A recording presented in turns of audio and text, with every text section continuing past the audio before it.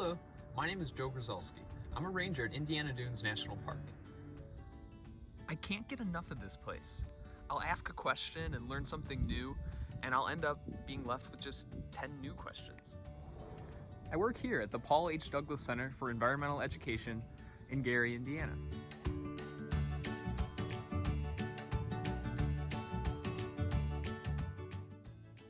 I'm an interpretive ranger, so it's my job to help visitors recognize and understand what's important about the park and its resources, like all the plants, animals, landscapes, and habitats that the park protects.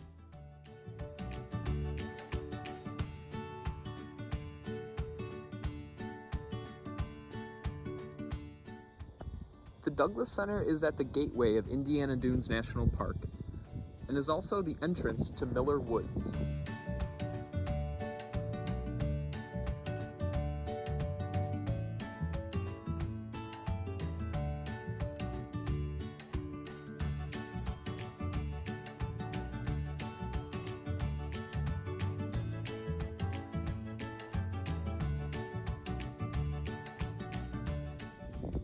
Today I'm going to be going for a hike on the Paul H. Douglas Trail, and I'm going to be pointing out some plants that I really like, and also some plants that I really don't like.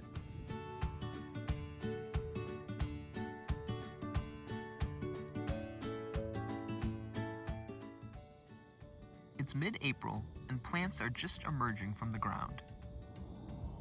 The park protects over 1,500 different species of plants.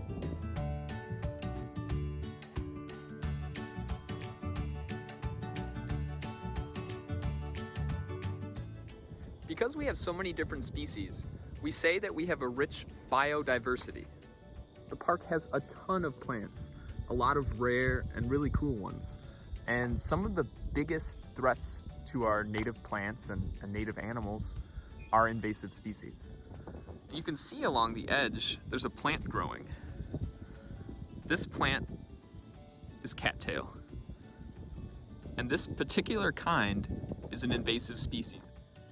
Invasive species are extremely problematic because they outcompete native plants and then they end up being the only plant growing in an area. They'll take over entire wetlands. This pond is being invaded, but we also are doing restoration work and constantly battling the cattail to try to stop its advance. Invasive species can be any color, size, and shape, and they come from all over the world. In fact, that's part of what makes them invasive, is that they're introduced to an area where they're normally not found. This is a strawberry plant. It's something we call a native species, which means it's a part of the ecosystem and it's been here for a very long time. This is eastern prickly pear. It's a species of cactus that lives in Miller Woods. On the other hand, invasive species mostly came here pretty recently. They came from some other place in the world and were brought either on purpose or accidentally by humans.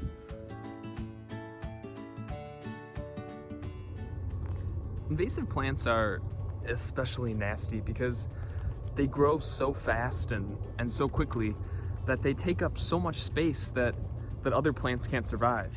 So like this cattail has these brown kind of clumps on these sticks, and each of these clumps are filled with just hundreds and hundreds of cattail seeds.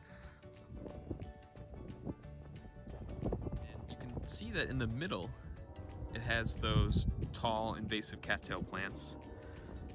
Mapping invasive spots like these are important for land managers for a few reasons, but it all comes down to keeping ecosystems healthy.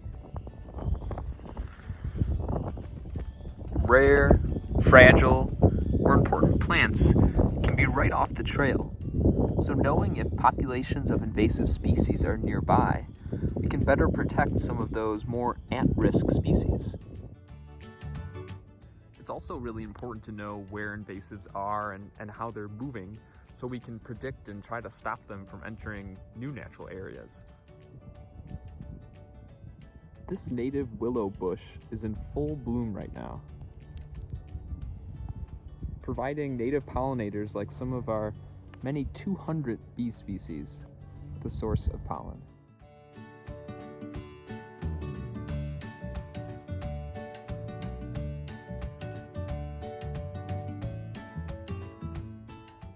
We're still learning a lot about invasive species.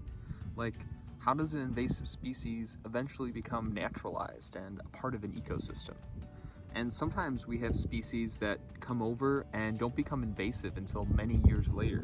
We have no idea the reasoning behind this. When you do come visit us, make sure you use our boot brush station before you hit the trail. Just take your shoe, run it through the brush so that you knock off any seeds that may have been stuck to your shoe. Thanks for hitting the trail with me today. I challenge you guys to get curious and stay curious about nature. Explore the natural world around you, and when we reopen, come visit me at the Douglas Center at Indiana Dunes National Park.